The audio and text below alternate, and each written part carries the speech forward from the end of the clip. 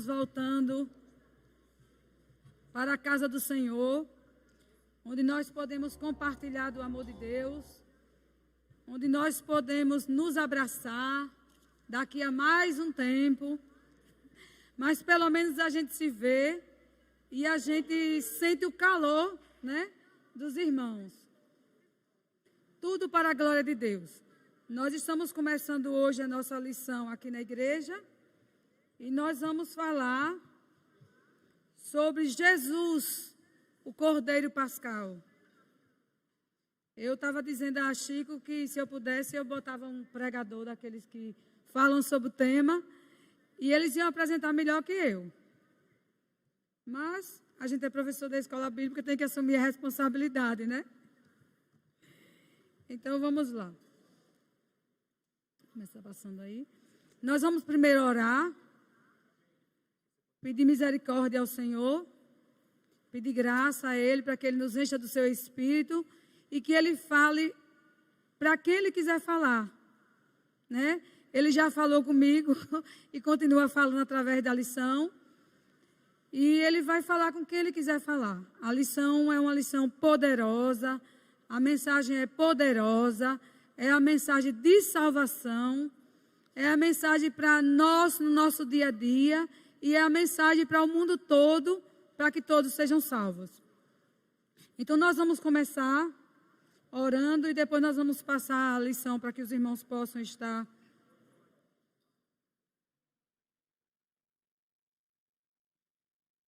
Vamos lá. Senhor Deus, graças te damos por esta manhã gloriosa na tua presença. Graças pela mensagem que já foi pregada aqui, que falou profundamente aos nossos corações. Que nós possamos entender a mensagem da cruz e a mensagem do sangue derramado. Que nós possamos, Deus, em nome de Jesus, ter em nossa mente, em nosso coração, que sem o sacrifício, que sem o sangue, não existiria salvação. Que nós possamos entender que nós precisamos testemunhar deste sangue ao mundo, para que vidas sejam alcançadas através de nossas vidas. No nome santo de Jesus, nós te agradecemos, Deus, porque nós estamos aqui na tua casa para glorificar e exaltar o teu nome, porque assim o Senhor nos permitiu. E até aqui o Senhor nos ajudou. Nós te louvamos no nome santo de Jesus. Amém. Meus irmãos, nós vamos falar dessa lição maravilhosa, né? Tudo sobre Jesus. A gente pensa que a gente já sabe. A gente pensa que a gente já conhece. Mas a gente vê quanto nós somos fraquinhos. Estamos totalmente perdidos se não fosse a palavra de Deus. A gente sente que sem estar todo dia sendo evangelizado pelo Evangelho de Jesus Cristo, as pessoas que se acham sábias, muito crentes, não conhecem nada. Se a gente não for evangelizado todos os dias pela palavra de Deus. E esse é o Evangelho de Cristo. É o Evangelho que nos trata, que nos corrige, que nos dirige, que nos alimenta, que nos aperfeiçoa a cada dia. Então, o nome da lição é Tudo sobre Jesus. Nós vamos ler o texto base. A lição, o nome é Jesus, o Cordeiro Pascal. E o texto é Êxodo 12, 1, 14. Vamos lá? Pastor Emanuel, o senhor não quer ler, não? Que o senhor tem um vozeirão aí. O senhor não quer ler, não, o texto, pastor Emanuel? Com o seu avô Johnny.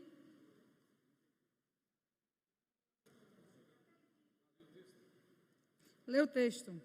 Êxodo 12, de 1 a 14. Venha ler.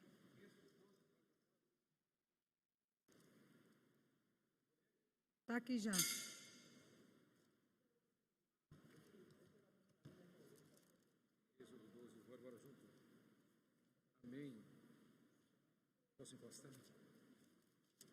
Êxodo 12, de 1 a 14, a instituição da Páscoa.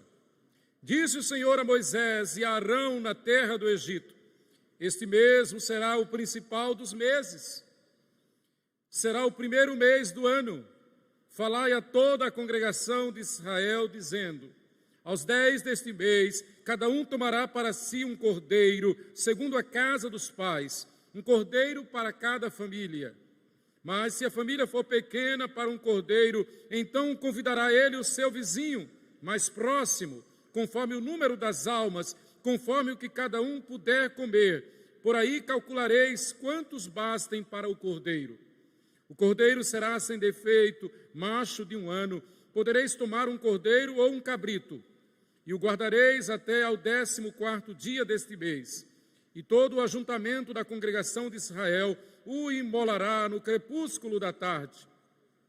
Tomarão do sangue e o porão em ambas as ombreiras e na verga da porta, nas casas em que o comerem. Naquele dia comerão a carne assada no fogo, com pães asmos e ervas amargas o comerão. Não comereis do animal nada cru, nem cozido em água, porém assado ao fogo. A cabeça, as pernas e a fressura. Nada deixareis dele até pela manhã, o que, porém, ficar até pela manhã, queimá-lo-eis. Desta maneira o comereis, lombo cingido, sandálias nos pés e cajado na mão. Comê-lo-eis à pressa, é a Páscoa do Senhor. Porque naquele dia passarei pela terra do Egito e ferirei na terra do Egito todos os primogênitos, desde os homens até os animais. Executarei juízo sobre todos os deuses do Egito. Eu sou o Senhor. Amém. Então, nessa passagem, Deus está dando uma ordenança ao seu povo. E nós vamos entender essa lição através do estudo e entender como a Páscoa apontava para a obra de Jesus na cruz. Porque o Velho Testamento já vem tratando da morte de Cristo, já vem apontando para a morte de Cristo. Nós sabemos que todo ele é um prenúncio do que iria acontecer, né? Então, como nós devemos entender como a Páscoa apontava para a obra de Jesus? E ser grato e louvar a Deus pela graciosa libertação em Cristo Jesus. Nós, que vivemos neste mundo por enquanto, nós vemos como é que o mundo comemora a Páscoa. Dificilmente as pessoas aliam a morte de Jesus à Páscoa. Diversas culturas. Aqui nós temos alguns quadrozinhos. E nas culturas pagãs, o ovo trazia a ideia de começo de vida. O que é que o ovo tem a ver com a Páscoa, né? As pessoas trocavam ovos cozidos, pintados à mão, para celebrarem o início da primavera. O que é que o ovo tem a ver com a Páscoa? Surgiu na Europa e simboliza a igreja que, pelo poder de Cristo, é fecundada em sua missão de propagar a palavra de Deus a todos os povos. Aí a imagem do coelho. Eu pergunto, o que é que isso tem a ver com a morte de Cristo? Representa a busca da luz de Cristo. E assim como ele segue o astro-rei, os cristãos buscavam em Cristo o caminho, a verdade e a vida. Aí vem o símbolo do girassol. Diz a lenda que a tradição surgiu na vila de Pávia, norte da Itália, em forma de pomba da paz, significa a vinda do Espírito Santo. Então a gente vê que essa relação não tem nada a ver com a Páscoa que a Bíblia instituiu, que o Senhor instituiu para os seus filhos. A secularização da nossa sociedade não tem a menor preocupação em fazer qualquer alusão aos grandes eventos da crucificação e da ressurreição de Jesus. Aí você pergunta a uma criança, eu acredito que as crianças daqui da igreja já aprenderam, né, que a Páscoa não tem nada a ver com essas ideias, mas na escola, quando a gente vai ministrar, eu ia ministrar, que eu não estou mais trabalhando por enquanto na APEC, a gente pergunta o que é a Páscoa às crianças, eles dizem é o coelho, ou é dia de comer peixe, dia do chocolate, entendeu? Então, nenhuma relação com Cristo. Na escola que eu trabalhei, eu costumei a mudar a nossa perspectiva com relação à Páscoa, e nós fazíamos uma ceia, né? E orávamos junto com as crianças, levávamos um pãozinho de queijo e um suco de uva para fazer a nossa Páscoa lá, já começando a ensinar a criança como era, e que tinha a ver com morte, que é a morte de Cristo na cruz, né? E as crianças começaram a aprender. Mas as que não sabiam diziam que era o dia de comer peixe, era o dia do comer chocolate, era o dia do coelho. E essa é a nossa obrigação como cristão, passar a história que antecipa a morte de Cristo, que vai falando da morte de Cristo, e ensinar as crianças. E, como alguns pregadores dizem, não tem mal nenhum em comer chocolate, não tem mal nenhum em presentear com chocolate. Eu evito o negócio de ovo de Páscoa, de dar, para não reafirmar essa história. Na minha casa eu não faço isso. Muito embora eu não vou ganhar chocolate não, ganho amanhã, depois, no final de semana que vem, mas eu procuro não repetir essa história, não reafirmar essa história, até porque se nós estamos colocando nossos filhos em escolas cristãs, nós esperamos que sejam ensinados dessa forma, não vamos reafirmar isso, né? Então vamos cair fora da secularização, daquelas coisas que o mundo ensina, e vamos ensinar a verdadeira história da Páscoa às nossas crianças. A Páscoa, a lição em uma frase. A Páscoa nos ajuda a recordar a obra libertadora de Deus em favor do seu povo e nos convida a louvar o Senhor pela obra consumada de Jesus na cruz. Essa é a Páscoa dos cristãos. Então, a lição em uma frase, se a gente for resumir tudo, nós temos que entender que a Páscoa nos ajuda a recordar a obra libertadora de Deus em favor do seu povo e nos convida a louvar o Senhor pela obra consumada de Jesus na cruz. A primeira instrução do Senhor, Ele deu uma data, Ele deu um mês, que mudou o calendário cristão para que a Páscoa fosse instituída neste dia. Então seria, no calendário cristão, né, que é o calendário hebraico, ali nos ensina que o mês seria o mês de Nissan, né, que pela Torá seria um outro mês, mas o mês de Nissan foi instituído para que celebrassem a Páscoa e lembrassem daquele dia, no dia 10 do mês de abril. Vamos ver mais adiante aqui. Ele diz, início do inverno, que seria o mês de Tis, né? Eu não sei se o nome é mesmo esse, Tis, né? Que seria o início do inverno. E depois vem a chuva da primavera. E ali diz também que é a colheita da cevada, o início da cevada, estou vendo meio de longe. As primícias que seriam comemoradas na festa da Páscoa. Mais adiante nós vamos explicar melhorzinho isso. Então, seria o principal mês do calendário cristão. Deus disse, esse vai ser o principal mês de vocês, que é o mês da Páscoa. Deus instituiu dessa forma. Mês de relembrar a benignidade do Senhor e a sua obra. É o mês de Abib ou Nissan, que foi instituído no calendário cristão.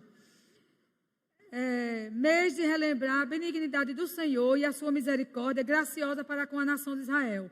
Mês da festa da Páscoa, que relembra os atos salvíficos de Deus em favor do seu povo.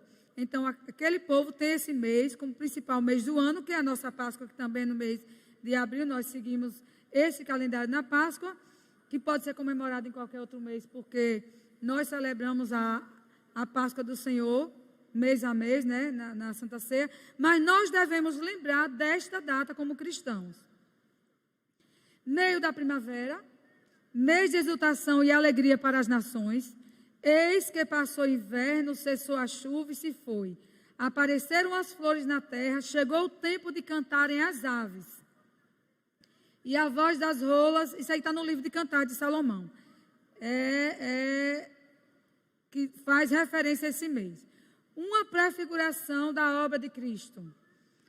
Falai a toda a congregação de Israel, dizendo, aos 10 dias deste mês, cada um tomará para si um cordeiro, segundo a casa dos pais, um cordeiro para cada família.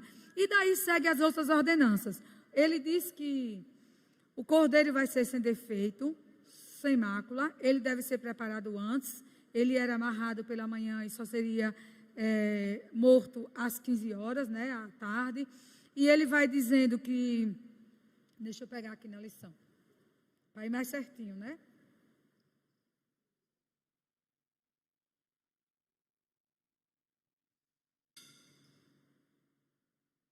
Deus dá a seguinte ordem a Moisés e Arão. Falai a toda a congregação de Israel, dizendo: aos 10 dias deste mês, cada um tomará para si um cordeiro, segundo a casa dos pais, um cordeiro para cada família. Se a família fosse pequena, deveria dividir. Ele está ensinando a partilhar. Para comer em comunhão com os irmãos, seria uma média de 10 homens, né? Se a família fosse pequena, deveria convidar seus vizinhos para participarem junto deste ritual, para que nada do cordeiro sobrasse para o dia seguinte. Está no verso 4. O mínimo requerido para participar da Páscoa e consumir o cordeiro era de cerca de 10 homens, além das mulheres e das crianças, né? Tal comemoração no início acontecia de casa em casa. No começo seria nas casas, seria servido nas casas. Então, essa é uma recomendação para o povo de Deus. Agora, por que seria sem defeito? Ele exigia perfeição no sacrifício. O cordeiro deveria ser perfeito. Era um prenúncio do que ia acontecer com Cristo, para que fossem aceitáveis a Deus. A manipulação do sangue também eram feitas com ofertas pelo pecado. Tinha que ter derramamento de sangue. Não podia ter libertação dos pecados, não podia ser salvos do pecado, não podia ter obra redentora se não tivesse morte, se não tivesse sangue. E ele diz também que ele tinha que ser queimado. Não podia ser cozinhado, não podia comer cru, tem que ser queimado, que significava a ira de Deus derramada sobre os homens. Então, o cordeiro teria que ser queimado. O cordeiro será sem defeito, macho, de 1 ano. Podereis tomar um cordeiro ou um cabrito. O sacrifício se faz necessário para propiciar os pecados, mas somente o sacrifício daquele que fosse puro e santo poderia satisfazer por completo a justiça de Deus. Se um pecador se sacrificasse, seu sacrifício não propiciaria nem seus próprios pecados, porque sua oferta estaria manchada pelo pecado e desta forma não agradaria a Deus. Aí eu lembrei que quando a gente ensinava as crianças na PEC, na aula, a gente dizia assim: você já imaginou os homens matando as pombinhas, os cordeiros e todos os passarinhos e tudo? Jamais eles iriam pagar os pecados do mundo. Iam destruir todos os animais da face da terra. Ia matar boi, ia matar vaca, ia matar tudo, mas não ia conseguir limpar. Porque ali era só um prenúncio, era uma demonstração de que ia acontecer. Jamais um animal iria tirar o pecado do povo. Jamais. Tinha que ser morte, morte de cruz, morte de derramamento de sangue, morte do Filho de Deus, né? Então, jamais o cordeiro iria limpar, purificar. Uma purificação da obra de Cristo. Essa comemoração aconteceria de casa em casa, e depois a prática foi transferida para o templo, segundo ordenou Deus, no Deuteronômio 16:12, que diz assim: no lugar que eu instituí. Então, não seria mais nas casas, seria no lugar que Deus fosse instituir, que seria no templo, né? O cordeiro deveria ser sem mancha, sem defeito e sem mácula. Ele já apontava para a cruz. Jesus, o cordeiro pascal, que não tinha defeito, filho de Deus, que se humilhou até a morte, morte de cruz. Ele não tinha defeito, ele era santo e puro. Impossível um homem se sacrificar, né? Eis o cordeiro de Deus que tira o pecado do mundo.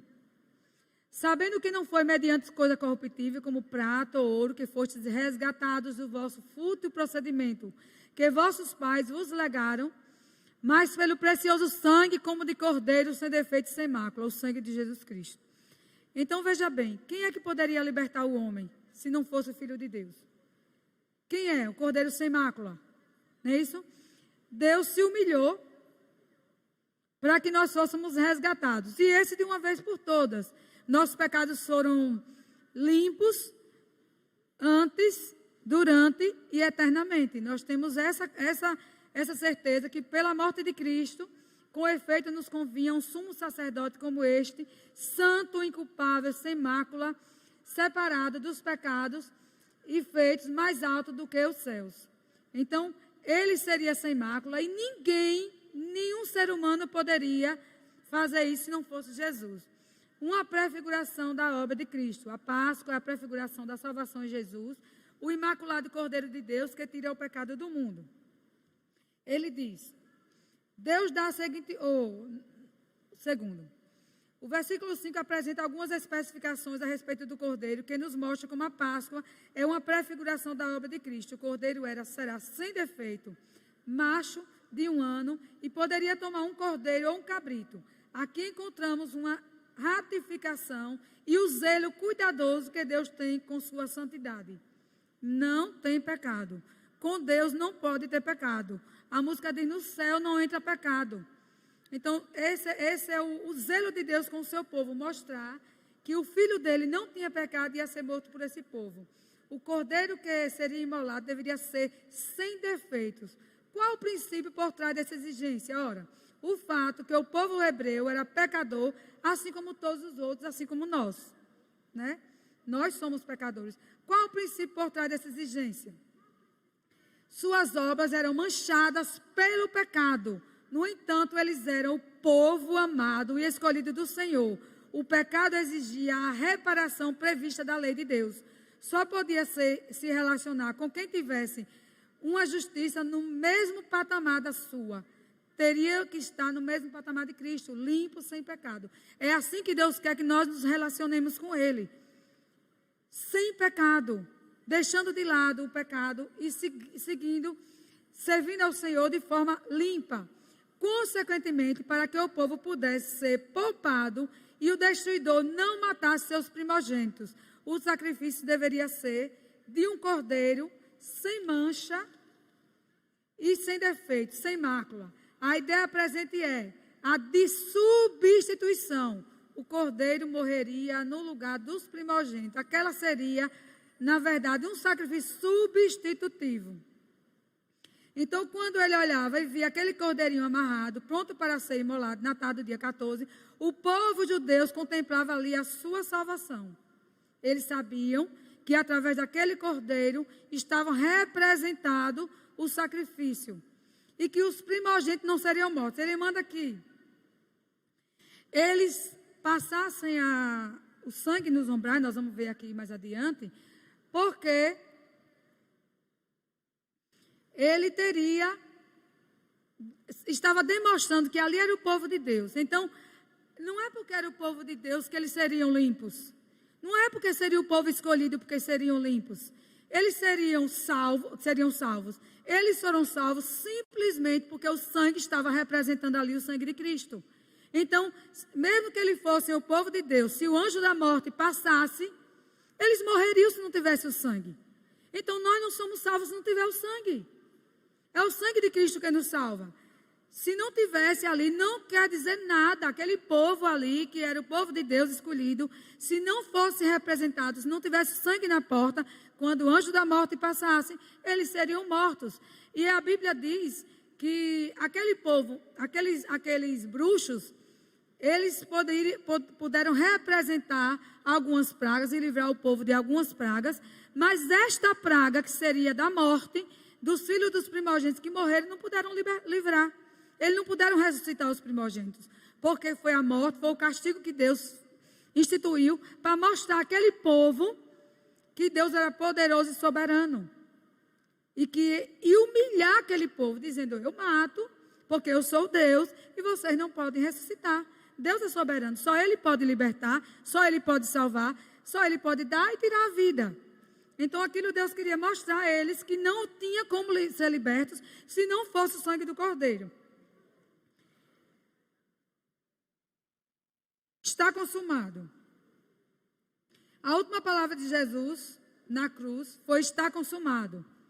Quando ele tomou o vinagre, disse está consumado. Inclinando a cabeça, rendeu o Espírito. João 19:12. Tetelestai.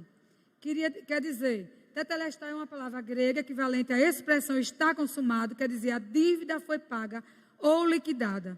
Então, só Jesus poderia liquidar a nossa dívida do nosso pecado.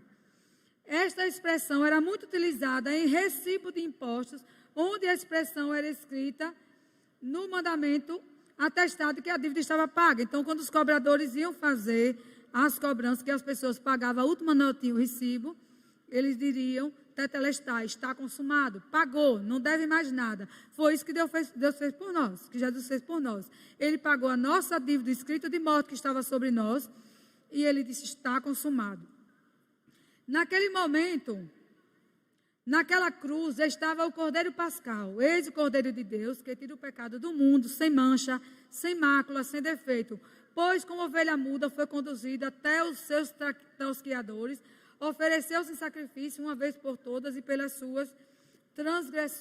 suas pisaduras nós somos sarados. Ele diz que quando Jesus... A Bíblia diz que quando Jesus foi para a cruz, que ele pediu ao Senhor, eu não sei se está na outra lição, mas eu vi numa pregação e eu gostaria de ressaltar, quando Jesus foi para a cruz, o medo de Jesus, que ele pedia ao Senhor que passasse o cálice, não era o medo da cruz. Jesus não tinha o medo da cruz. Jesus tinha o medo da perda da comunhão com Deus, porque nós éramos separados de Deus. Nós perdemos a comunhão com o Pai através do pecado. E Jesus restaurou a nossa comunhão com Deus. E para isso, ele receberia a ira de Deus sobre ele, os nossos pecados, e o próprio Deus não olhava para Jesus, porque ali estava representado os pecados de todos. Era tão triste a cena, tão terrível a cena, tem até uma música de Stênio Márcio que fala sobre isso. A cena era terrível. O Filho de Deus na cruz recebeu os nossos pecados e Deus o abandonou. Ele disse, Pai, por que me abandonastes? Ele estava recebendo os nossos pecados e ele foi separado. O medo de Jesus era perder a comunhão com o Pai. Ele disse, passa de mim esse cálice, para que eu não sofra a separação. E quando nós pecamos, antes da morte de Cristo, nós éramos separados de Deus, antes de reconhecermos, antes de sermos salvos por Cristo, antes de sermos libertos do pecado através do sangue de Cristo, nós éramos separados. Romanos diz que todos os pecados instituídos foram da glória de Deus. O que é que Jesus passou ali? A dor, o sofrimento, a terrível sensação de estar separado do Pai por conta dos nossos pecados. E é isso que o mundo não reconhece. Essa loucura, que nós éramos separados de Deus, e através da cruz de Jesus, ele nos reconciliou com Deus, e Jesus não suportava aquela separação, a dor de Jesus. Era ser separado, era ser abandonado. Deus não podia olhar para Jesus, porque Jesus estava carregando, o Filho dele estava carregando os pecados de toda uma humanidade. Então, quando Jesus disse, porque me abandonastes, imagine a dor do Filho ser abandonado, sendo ele santo, se fazendo pecado por nós, ali na cruz do Calvário. E a gente brinca com o pecado. A gente não lembra que o pecado nos separa de Deus. A gente brinca com ele, a gente brinca de pecar. E o Espírito Santo de Deus que habita em nós está nos corrigindo todos os dias, nos mostrando que nós somos pecadores, nos lembrando isso, e através da morte de Cristo, através da cruz de Cristo, que nos reconcilia com ele, que o mundo não entende, porque só o Espírito Santo dá essa revelação. Então, nós brincamos com o pecado, e Jesus foi separado do seu Pai pelos nossos pecados. E quando ele diz está consumado, ele diz que já fez aquilo que o Pai queria em obediência ao Pai. Ele foi como ovelha para o matadouro, e ele foi separado do Pai por conta dos nossos pecados. Está consumado. Eu já fiz o que o Pai queria. Eu já levei toda a dor, já levei todo o sofrimento, eu já levei os seus pecados, porque puro. Uma vez por todas, pelas suas pisaduras, somos sarados. Apenas Cristo Jesus, que nunca cometeu pecado. 1 Pedro 2:22. Foi o sacrifício perfeito, aceito por Deus, como a propiciação pelos pecados do seu povo. Na antiga aliança, todos aqueles sacrifícios de animais apontavam para a morte de Cristo Jesus. O povo deveria crer que seus pecados seriam pagos pela morte do Messias. Está consumado. Tendo cancelado esse da dívida, ele cancelou ontem, hoje e até o fim. A dívida que Jesus pagou, Ele pagou por toda a eternidade a nossa dívida. Ele pagou para sempre. A dívida que era contra nós e constava de ordenanças, o qual nos era prejudicial, removeu inteiramente, encravando na cruz. A salvação concretizada. Tomarão do sangue e porão em ambas as ombreiras e na verga da porta, nas casas em que o comerem. Então, o povo só seria liberto, o povo não morreria, os seus primogênitos, que a Bíblia diz que foi uma noite terrível, de grande dor, em que todos eles gritavam pelos seus filhos, os animais, os primogênitos.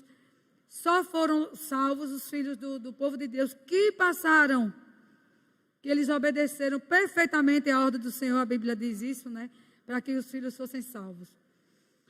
Eu sou o pão vivo que desceu do céu. Se alguém dele comer, viverá eternamente. E o pão que eu darei pela vida do mundo é a minha carne. Disputavam, pois, os judeus entre si, dizendo: como pode este dar-nos a comer da sua própria carne? Respondeu-lhe Jesus: em verdade vos digo, se não comerdes da carne do Filho do Homem e não beberdes do seu sangue, não tendes vida em vós mesmos. E aqui a conclusão. Ele diz: o sangue do Cordeiro não foi necessário somente na ocasião que o povo de Israel foi libertado do cativeiro do Egito. Hoje, nós estamos seguros no sangue do Cordeiro. Então, aquele sangue derramado que pagou nossa dívida está sobre nós, para que nós sejamos separados, vistos como o povo santo do Senhor. O sangue do Cordeiro continua sendo necessário no dia de hoje. São estes que vêm da grande tribulação, lavaram suas vestiduras e as alvejaram no sangue do Cordeiro. Está lá em Apocalipse 7,14. Você tem consciência de que não há qualquer diferença essencial entre vocês e as pessoas descrentes? Não há diferença se não for o sangue do Cordeiro. Se não tiver o sangue do Cordeiro, não há diferença. Se não tem uma vida que as pessoas vejam Cristo em nós, se não formos salvos e libertos pelo sangue do Cordeiro, se não tivermos sobre nós essa pena que foi paga por Cristo, nós somos iguaizinhos ao mundo. A Bíblia diz que quem está em pé, segure para que não caia. Porque nós somos apenas marcados pelo sangue do Cordeiro como aquele povo. Eles poderiam também ser mortos se não tivesse o sangue nos seus umbrais da porta. Então, Deus, além do sangue de Cordeiro de Deus, aspergido sobre a sua vida. Então, sobre a nossa vida está o sangue de Cristo. E é isso que nós devemos testemunhar ao mundo. O sangue de Cristo está sobre nós. A loucura que é para eles, para nós é vida, para nós é salvação, para nós é ressurreição. A próxima lição: Jesus, nossa expiação. É Sheila? É Sheila que vai dar essa aula? A irmã Sheila vai dar essa aula. Então, nós vamos cantar aqui, Rude Cruz. Cadê o povo da música? É uma sugestão da lição. 266, quem tem? Eu coloquei aqui. Não aparece aqui não, né? O povo que canta foi embora, foi. Mas a gente canta, né? Vamos lá.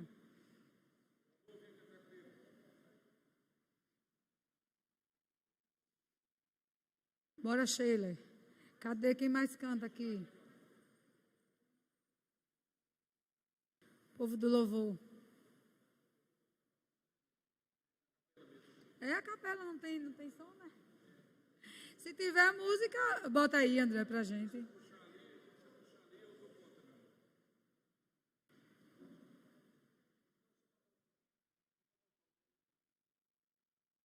Quer o microfone? Vou pegar algum desses aí. Vamos lá? Rude cruz se erigiu, dela o dia fugiu, como emblema de vergonha e dor. Mas eu sei Nesse dia, Jesus deu a vida por mim, pecador. Se eu amo a mensagem da cruz, seu triunfo, meu gozo será. Pois um dia, em lugar de uma cruz, a coroa Jesus me dará. Desde a glória dos céus, o Cordeiro de Deus, ao Calvário humilhante baixou. Nesta cruz, para mim, há mistério sem fim, porque nela Jesus me salvou. Sim, eu amo a mensagem da cruz, seu triunfo, meu gozo será. Pois um dia, em lugar de uma cruz, a coroa Jesus me dará. Nesta cruz padeceu, desprezado, morreu, meu Jesus para dar-me o perdão. Eu me alegro na cruz, dela vem graça e luz para minha santificação.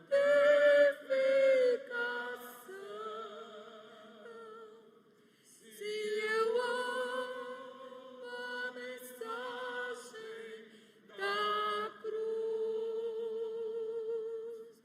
seu triunfo, meu gozo será. Pois um dia, em lugar de uma cruz, a coroa Jesus me dará. Que Deus nos abençoe. Nós vamos orar. Sheila, você pode orar?